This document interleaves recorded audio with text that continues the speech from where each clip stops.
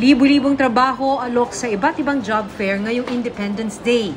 Sa job fair ng Department of Migrant Workers, mahigit 11,000 trabaho ang alok. Kasama rito ang mga trabaho para sa mga nurse, construction worker, waiter o waitress, chef at seafarer.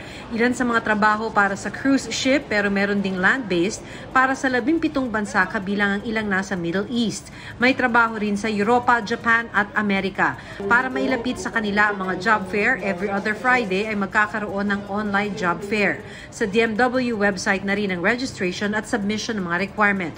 Kabi-kabila rin ang job fair para sa mga trabaho rito sa Pilipinas, gaya sa Pasig, Parañaque at Mandaluyong. Sa buong Metro Manila, tinatayang 20,000 bakanteng posisyon ng alok sa 12 kalayaan job fair venues.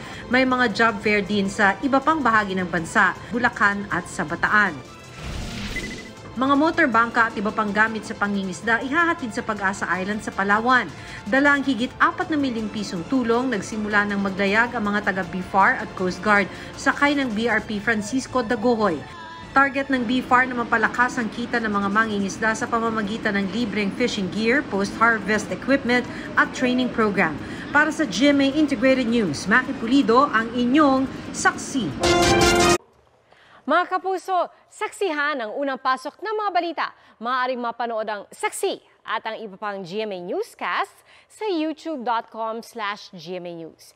I-click lang ang subscribe button. At sa mga kapuso abroad, maaari po kaming masubaybayan sa GMA Pinoy TV at www.gmanews.tv.